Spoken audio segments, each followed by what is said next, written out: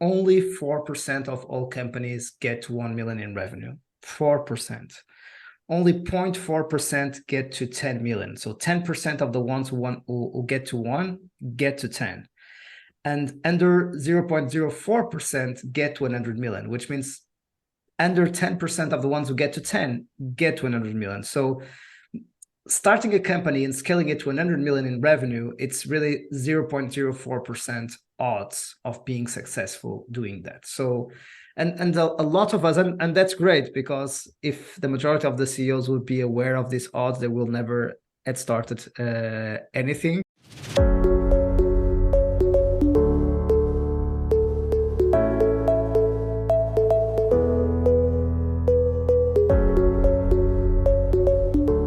Welcome, everyone, to the Tech Business Roundtable Podcast Show. This is a podcast show dedicated to shining a spotlight on tech innovators, entrepreneurs, founders, and the compelling narratives behind the movements they've established.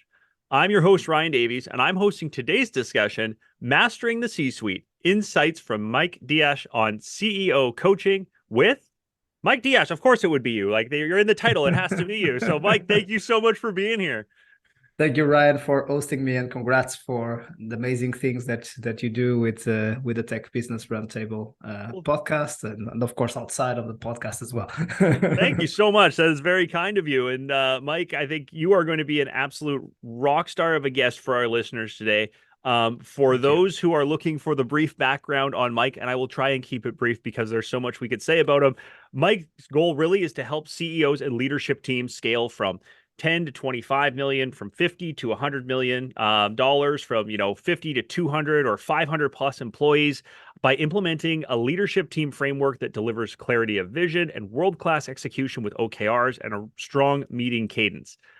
With over 20 years of experience, Mike has had the privilege to partner with 300 plus venture-backed CEOs and to work closely with over 50 leadership teams across the US, Europe, Latin America, Asia, and it's contributed to scale, one IPO, one decacorn, 4 unicorns. My goodness. I mean, there's a lot of notches on that belt, which you should be very proud of.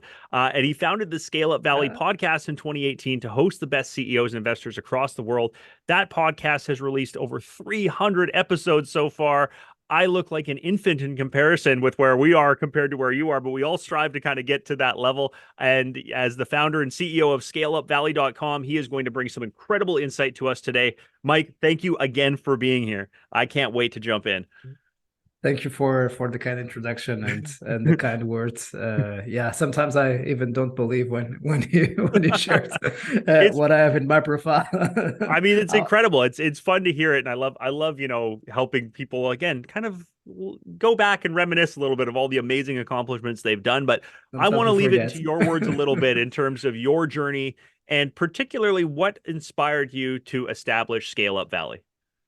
That's an amazing question, right? The why behind everything that I do, and what keeps me waking up every day and motivated and with a spark in the eyes and moving forward. Definitely, it started with a big challenge in my adolescence. My parents had a factory. I would be the 4th generation succeeding my father, and unfortunately, that company entered in the bankruptcy process. So from then on, that sparked my passion, right? So I've been there since a child, kind of going through the ups and downs of the business, looking to all the workers, the employees, and sometimes even interacting with them, going there to work on the summer, trying to find out solutions to avoid what happened at the time in the manufacturing industry, in the shoes industry. In Portugal, in the western part of Europe, and that's what sparked my passion. After that, I went working to a branding agency in the marketing space, and I did a bit of everything from CFO, COO, CIO, sometimes even creating a project management system for the agency. Consultant, I started doing CEO coaching as well. I was the second in command for the CEO, and later on he invited me, do you want to keep leading the company, because I want to do other things in life. and I have two options: or I will sell the company, or I will just close the company, or if you want, you can succeed me and I will support as much as I can, because I see how hard you work for this company and how passionate you are about this. That's what I did for almost 3 years, and then we sold it to the largest client. And after that, I started Scale Up Valley to follow my passion after having my professional CEO experience after that. And that is why I do what I do. In terms of Scale Up Valley, at that time I was 20 in my 20s, so I've been trying different industries of CEOs of CEOs that were being open to be coached by me, and a lot of them didn't take me too much serious at the time, given my age. And I was really fortunate to find out a niche, the VC and the tech niche that was really open to my insights, that was just, starting from scratch, especially outside of Silicon Valley. And yeah, I specialized in that niche. Nowadays, I'm going more mainstream across tech, not only VC backed. I really appreciate to work with companies also that are not that are being able to bootstrap and remain profitable, and being able to not be dependent on raising in rounds after rounds. But I have the both of the backgrounds, and 11 years later, almost in January, that's the story of Scale Up Valley so far. Incredible. And I mean, you've built quite a profile there, and I think based on how people and the great things they have to say about you, some of the things that are on your website and just on LinkedIn and everything else, right? He's one of the few people on the planet that gets how CEOs feel, and he's worked closely with us and is not just here for an advisory role, but he's an effective leader. He's persistent. It's all of these things that I think bleed into being a CEO, right? So tell me a little bit about that. Give me a bit about what the role of the CEO is, and why what led you to focus on coaching CEOs as that kind of missing link to build these really high performance leadership teams. Yeah. I think that we always need, if we want to change results, we always need to start at the top, right? So that is my belief, and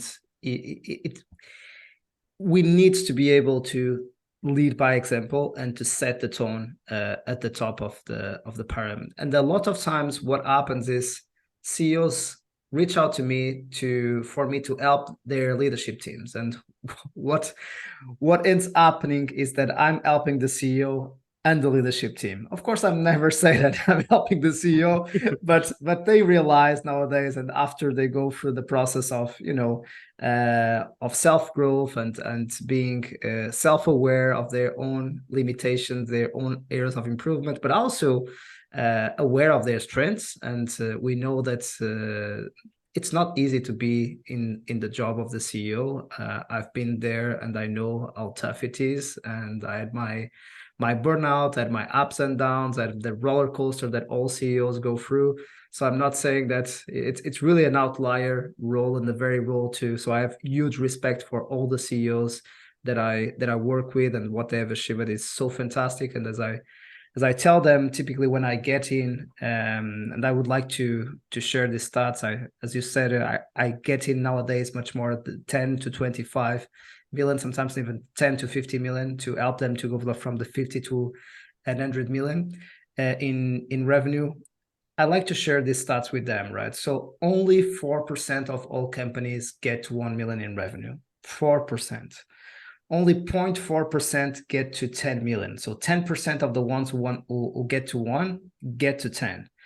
And under 0.04% get to 100 million, which means under 10% of the ones who get to 10 get to 100 million. So starting a company and scaling it to 100 million in revenue, it's really 0.04% odds of being successful doing that. So, and a lot of us, and that's great, because if the majority of the CEOs would be aware of these odds, they will never had started anything. And that was also why I started Scale Up Valley. I'm really privileged that at the time I didn't know that, so that's why I changed it, all the odds. And I would tell you, after my first decacorn, or our first, so this is always teamwork, right? With Talkdesk. Um, I thought that this would be kind of trivial, right? It would be kind of easy to get to that kind of stage. But I was really lucky because I betted on the right horses, let's say, on the right companies, on the right teams, on the right CEOs. It didn't happen always like that. I also had my lessons learned and my failures. And even in the most successful cases, sometimes what is curious is that we felt that we were failing and we were being successful at the end of the day. We were always able to step up and be able to face the adversity. So in terms of the role of the CEO, there are three principles that I think are critical to do well the job of the CEO. Number one is clarity of vision. Are you able to articulate your narrative, your vision narrative for the long term, mid-term, and short term?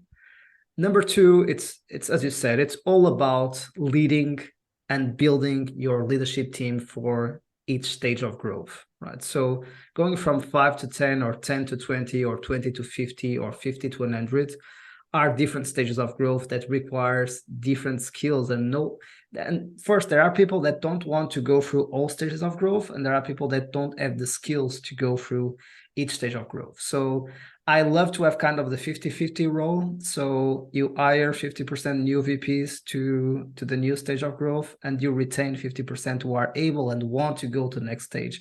And that's okay. The ones who don't want to go to the next stage and want to go back to the 5 to 10 million because they have much more fun there. And that's okay. It's not a failure for them. It's just a decision that they do with their lives, what they want to do out of their lives. So in number three, it's all about the execution machine. So if you have clarity of vision, if you have the right team or the right people on the right seats for the stage of growth, and if you have the discipline, as you said, about the having the meeting cadence that is so important in terms of communication as you scale, and also having the objectives and key results that are clear that you track on a weekly basis, that will allow you to learn as quickly as possible. And we know that the ones who win are not the ones who are always right, are the ones who are able to learn quicker, to adapt quicker, and are able to, unite when they face adversity. So I think that the number one role of the CEO is really, to be a team coach, an individual coach for VPs, to be a student of their executives, not a teacher. This is a common mistake. They don't need to know all the stuff about marketing, sales, product, finance, people. They need to have the right people, and they need to be advised by those people, not to tell those people what to do. And the other thing is, they also need to be great communicators, but not only to set up the story themselves, to write the story themselves only with their pencils. It's bringing everyone together to write that story. Then it becomes the story of the leadership team, not the story of the CEO. And guess what? When it becomes the story of the leadership team, it's much easier to execute than when it's only the story of the CEO. And the goal of the leadership team is, how do we cascade this story so everyone in the organization feels that they have written the story with us, that they had a chance to share feedback on the story, that they were able to get inputs to be considered in the narrative that we are telling. And that narrative is not static.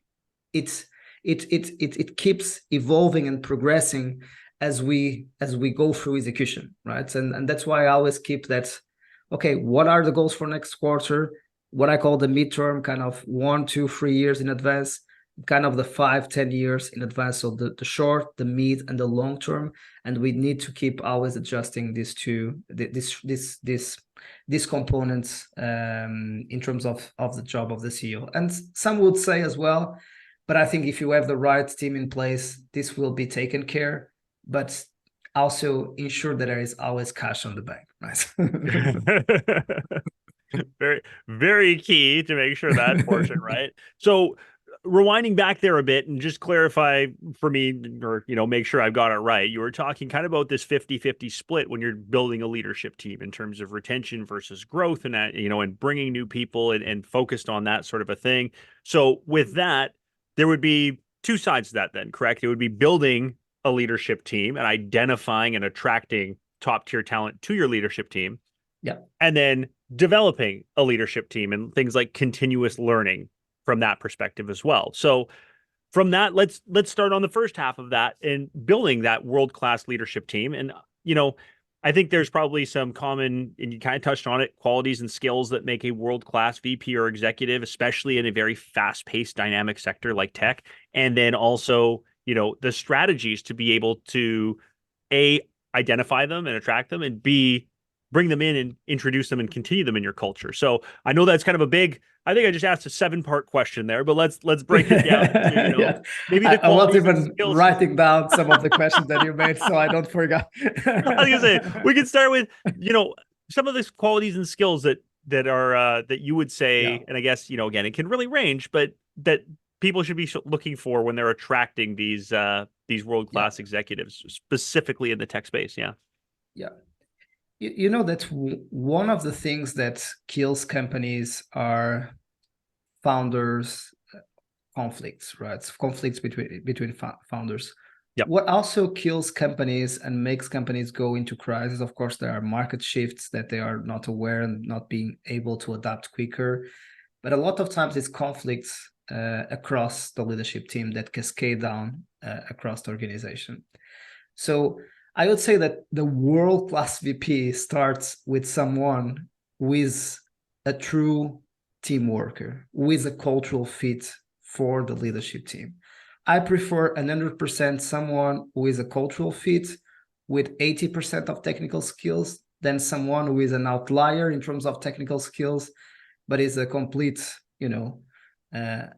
excuse me, my Spanish, asshole in terms of the personality, right? I like it. Yeah. Tell it like it is, Mike. I love it. Yeah. That is, for me, it's the point that a lot of CEOs and a lot of VPs miss. And I love sports, right? So that how difficult it is to create that vintage team, right? That wins all the trophies in a season. So it's very difficult to replicate it during 2 or 3 years.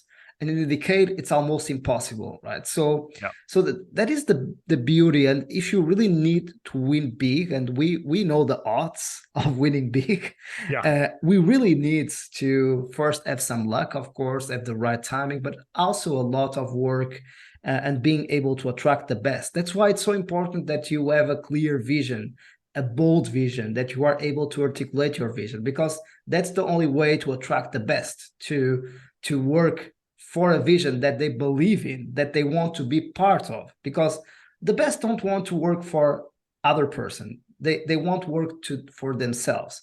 And the leaders that are able to attract the best are the ones who make them feel that they can work for themselves, even if they are working under an entity. They still have freedom to align with the vision. They have fun working with their teammates, with their peers. They are not kind of shocked or anxious because Monday is coming and they have the weekly meeting and they will be tracking results and they know the environment and the culture and the toxic behaviors that you have there. No, it's the opposite. They are excited. Oh, I had an amazing weekend. It was great to be with family, to be with friends, to have fun, but I will keep having fun during the week, right? So it will be amazing to be with those folks. We will see some challenges. It will not be all paradise and butterflies, but we will find a way and we'll feel so well that we were able to face adversity and find other ways. So I will start there with a social or with a cultural or the soft skill fit to the team. And the second thing that is incredibly important for a world-class VP and the world-class leadership team is, in all the seats, any of the VPs could be the CEO, but they are so passionate about their own functional areas that they prefer to sit in that functional areas and to contribute. But they all think as CEO and they all act as CEO, of course, respecting the CEO and knowing that the CEO has the final words when there is a conflict in the team, when there are different opinions, which is great. That's the CEO as a say at the end. But they all act and own and are accountable and make things happen with the CEO mindset first, and second with the functional at. This is the best description that I was able to take over the years with what is for me a world-class VP. In terms of attracting the best talent, I shared some tricks there. But what I would say is thought leadership is really important. You need to make people want to, again, join your vision. You need to share out loud on social media, on articles, whatever it is. What are your view of the world? What are your values? What is your vision? What looks like working with you? It's the same we do with customers, the same with employees, what you were saying about the testimonials, right? So what people tell about working with me, and it's not me telling what people say, it's my customers and my people telling what it looks like to work with me. And in terms of developing those leaders, that's a bit what I do, right? In my capacity, right? So I work with the CEO and with the leadership team in terms of individual coaching and team coaching. And I make sure, I always say, I'm not an expert in marketing. I'm not an expert in sales. I'm not an expert in any functional area. I'm an expert in scaling up, and I'm an expert in CEOs and leadership teams and helping them scale from the branches that you already described on your show. So it's all about, again, applying the same methodology across the entire functions. It's helping those leaders be ready to become CEOs. That's always my point. I always tell the CEO, my job is to ensure that in every single seat of your leadership team, you have CEO readiness, which means that if tomorrow any of your leaders that you need to go out for 2 or 3 months or for 12 months, any of your leaders can step up and succeed you as CEO. In that sense, I would say you have a world-class culture and you have a world-class leadership team, and your business will scale. And there is no option to not be able to if you have that caliber of people and team around you. I love that, because you hear that a lot at like the middle management kind of level and stuff, right? Where it's like, let's go with both sides of the coin. If you get hit by a bus tomorrow, who's going to step in and take your job? Or if you win the lottery tomorrow, let's go with the positive one, and you never come back to work again, who's going to step in to keep things moving, right? And you always hear that thing, but you don't necessarily hear that about the top, because the CEO is like, well, the CEO's there. Like, it's there, right? The VPs are there, the CFO, the CTO, whatever. They're not going anywhere, but you're right. Like, you need to have that readiness. And that should be, these people that are in your mold, because if you build them that way, you can trust that whatever you've delegated them with, tasked them with, whatever their goals are, they're going to achieve them in your mold and mindset, because you've got somebody who's ready to basically take the reins, at a moment's notice, which is amazing. Maybe that's that perfect, discussion where we were kind of the second half, what we were talking about was, approaching leadership development with an organization, right? And as you mentioned, thought leadership is huge. Continuous learning is huge. Maybe talk a little bit about that strategy, the importance behind it, and, how you help instill that, that process in an organization. So in terms of the thought leadership component or the coaching component? Yeah, I think, just from a, if you're talking about, developing those leaders, right, and want to bring them to be that kind of ready, it does take that continuous learning. What sort of things do you have to have in place in that mentality? Because again, CEOs cast 1,000 ways across the board. Sometimes that's something that doesn't really hit them, right? They're like, well, the person I hired should be able to take this, right? That's why I hired them. But you need to be able to continue that learning process, right? Absolutely. Yeah. I think that's and that's why I do coaching in a much more boutique fashion or style, because I didn't believe too much in kind of just sitting down with the CEO and the CEO would share the problems, and then I will ask some questions, try to help the CEO to think better, share my opinion and my recommendations, and then helping the CEO to structure the decision and also to structure the execution of the decision, right? So all those things are very helpful to any leader and to any CEO. But you don't have perspective when you are sharing with me your problems, right? So because that's your perspective of reality, which of course, uh, in some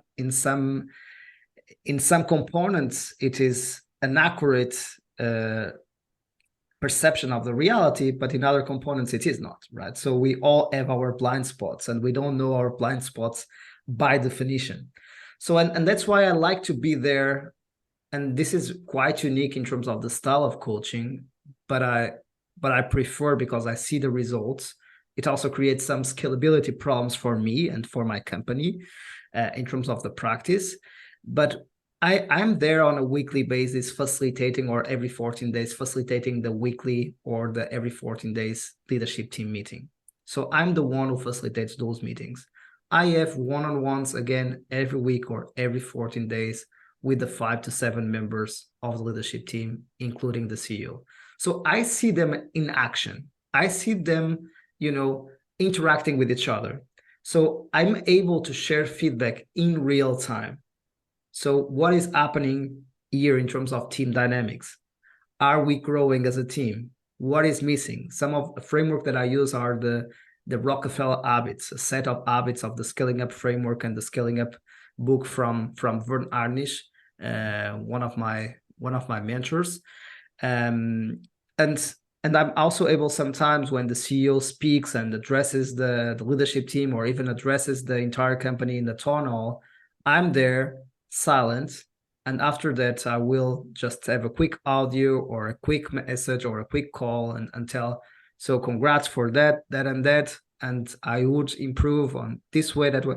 This also requires a lot of, again, being open to feedback and really starving and having a culture of loving feedback, understanding that I'm not criticizing them, right? I'm saying, look, as I said in the beginning, I have huge respect for your position and for the position of any executive in this company, right? So what you did so far, it's amazing. Again, a lot of the times I get there at 0.4%. So they are already outliers. They are successful people, right? So I'm just there to make them even more successful. And as a team, as I tell, this is not my job only. It's our job. It's teamwork.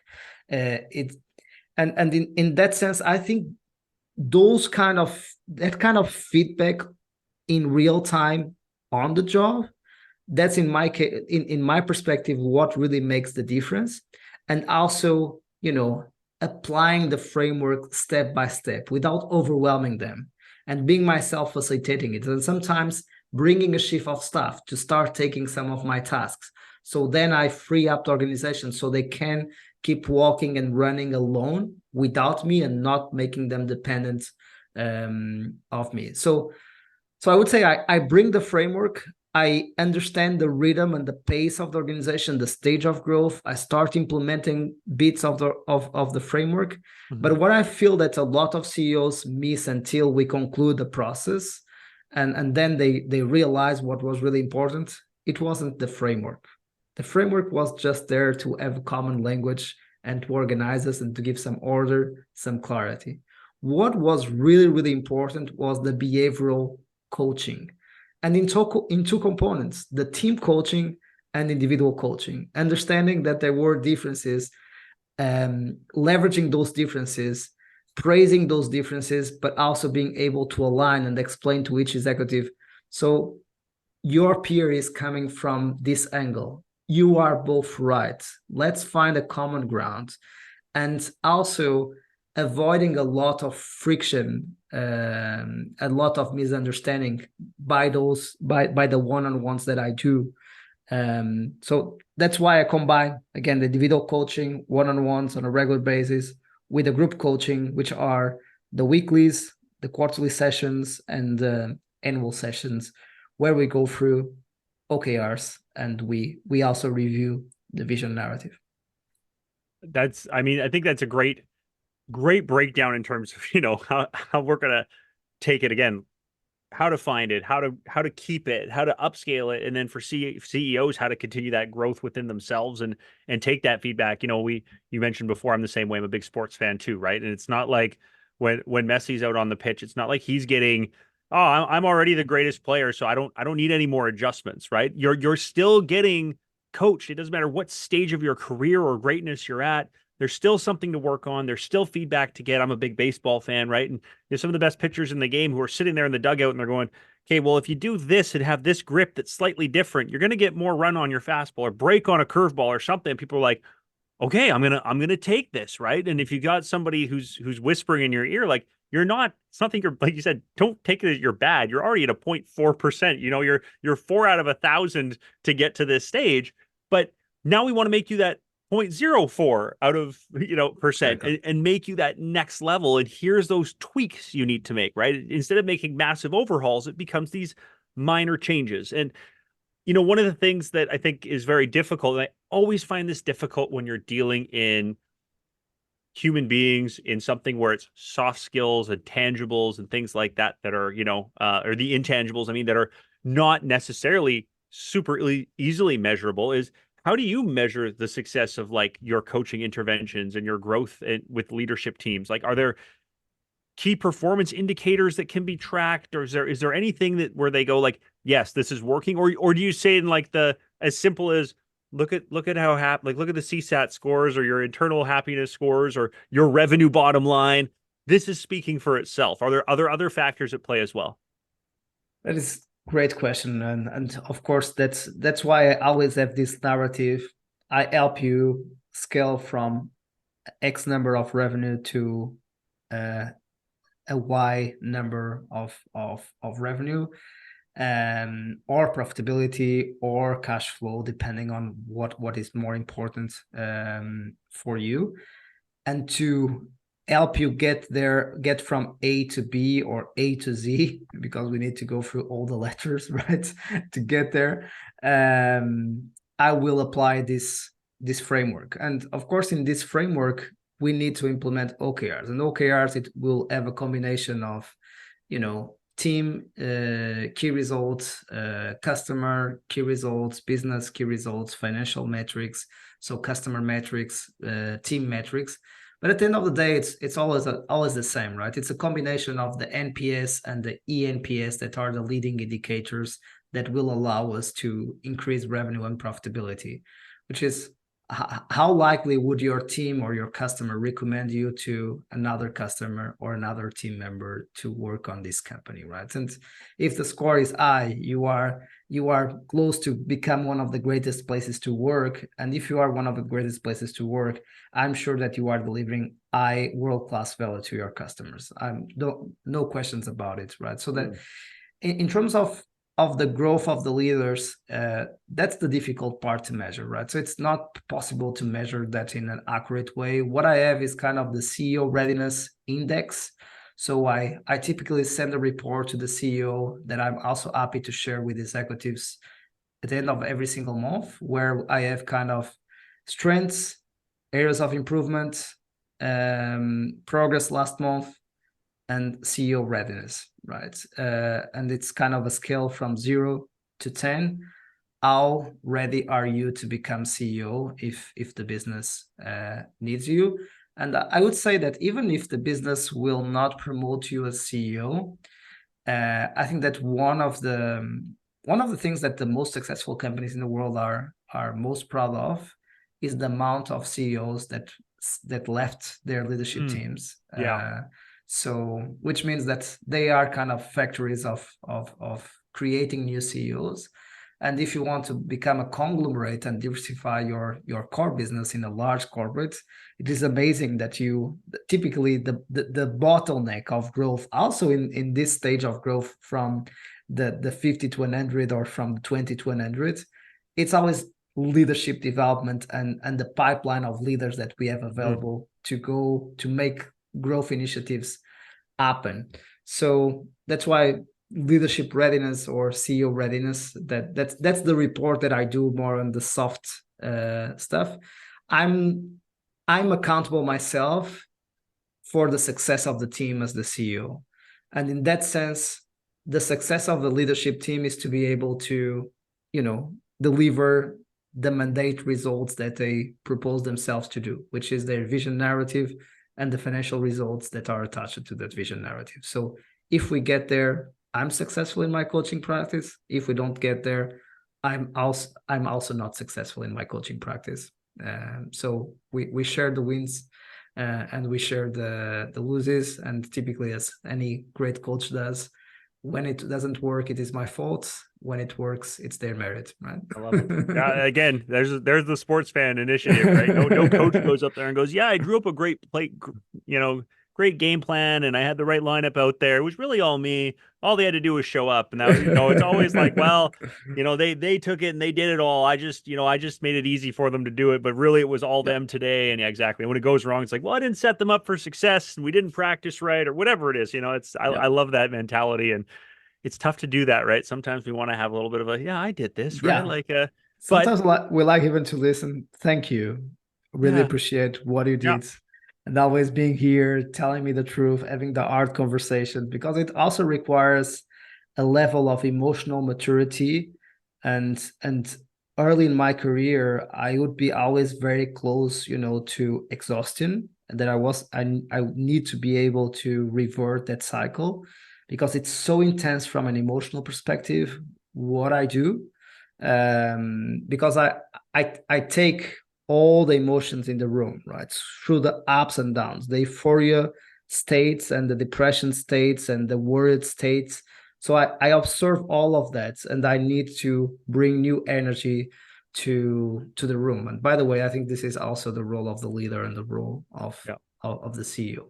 And I needed to be able to, digest those emotions, not let those emotions affect me, and redirect those emotions. And a lot of times I absorbed those, and they would be killing me. But fortunately today I'm much better. Still a lot of room to improve. yeah. Anyway. Again, I think it's just that exact mentality, right? You look at a guy like a Pep, you're a sports fan, right? Like Guardiola, who's gone Yeah. through and led dynasty after dynasty and league after league, but when they struggle, it's on him, and he takes the fall and goes, "This is what's happening." And when it's great, he goes, "I didn't do anything. I'm just here to make him look good," right? And that's kind of what you've done such an incredible job of. And again, like if you go and take a look at the scaleupvalley.com site and all of the amazing kind things that people have to say about Mike, it is so evident that he really embodies it, and speaks the language and understands.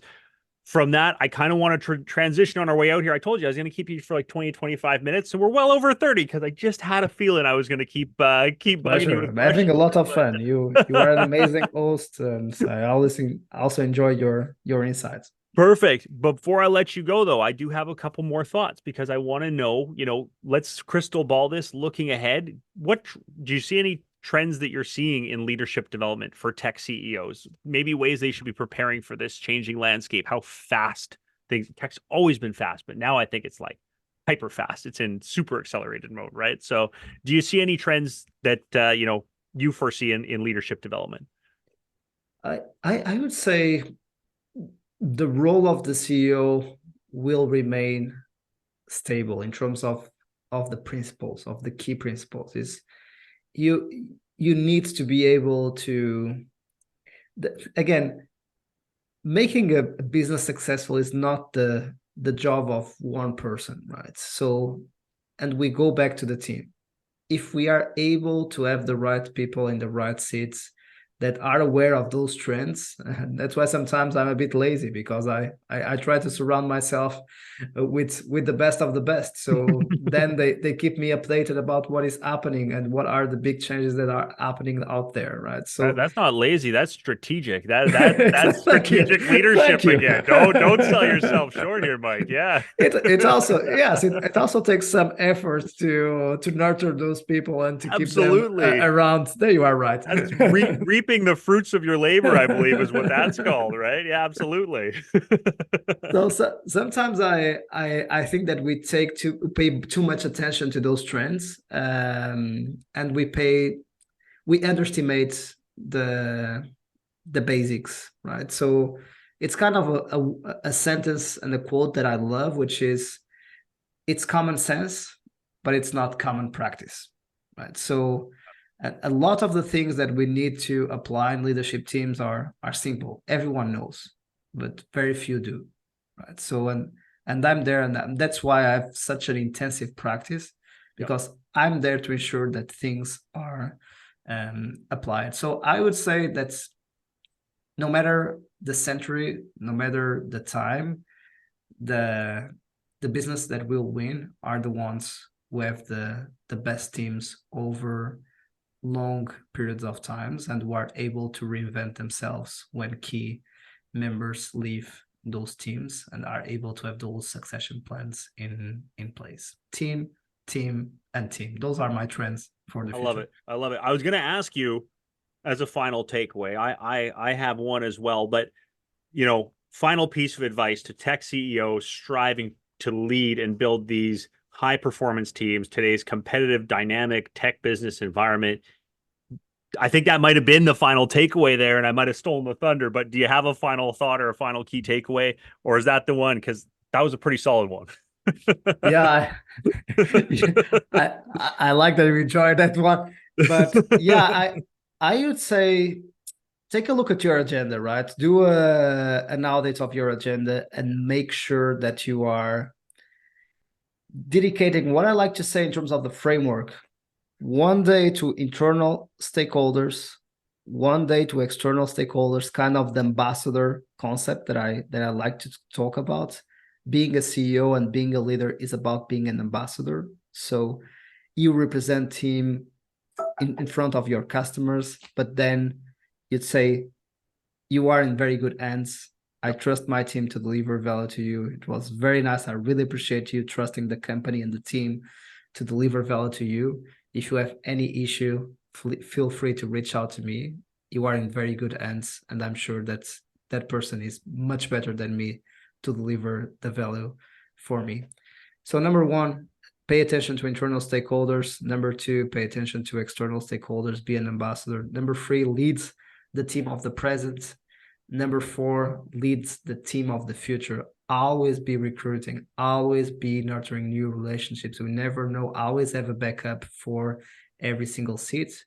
And number five, take time to think. So those are kind of the way I would structure my calendar in a CEO position, those 5 days, and get out of the noise. So we have too much noise in our day-to-day basis.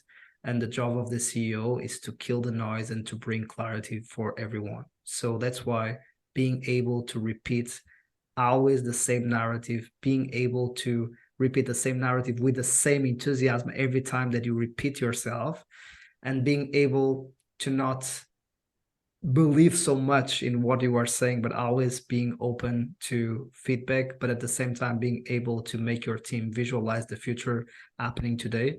Those are all critical ingredients for great CEOs and great executives, because world-class executives are ready to become CEOs and are also world-class CEOs themselves.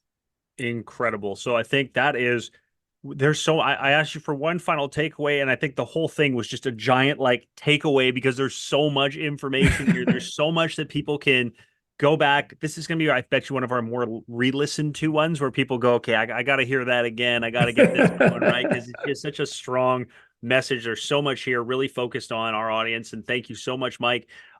Before we go, so it is scaleupvalley.com is the website. The Scale Up Valley podcast is the podcast. 300 plus episodes of amazing, great information and insights and journeys there. So don't miss out on that either. And Mike, anything else to add, anywhere else to get in contact with you for our listeners? Because I know that they're probably going to be starving for more of you. Feel free to reach out to me on LinkedIn, Mike Diaz, Scale Up Valley. And I try to publish content every single day, try to add value in all these concepts that I've been sharing with Ryan, and where my inspiration and what happens on a daily basis with my clients and with CEOs that in leadership teams I interact with. I try to make the content very practical, pragmatic, and very real-time oriented. So if it helps the community, I feel really, really happy for that, because I'm all about impact. So I'm all about helping others to be successful, because that's the way I believe I become successful. It's by serving others, right? Incredible. Well, you certainly made an impact here today. You certainly helped scale up our audience in terms of where they're at and where they should be striving to get to. So with that, I'm going to take a final second here. Thank you, Mike Diaz, for this amazing podcast on mastering the C-suite, insights from Mike Diaz on CEO coaching. Thank you, thank you, thank you so much for being here. Thank you so much, Ryan. Congrats for what you do, and you are an amazing host, and I wish you all the success with the podcast. Well, thank you, Mike. Kind words. They mean the world to me as well. Thank you so much for that. And I also another thank you to hand out to our listeners. As you know, we can't do what we do without you. So until we meet again with another amazing TBR episode, I'm your host, Ryan Davies. Thanks, everybody, and take care.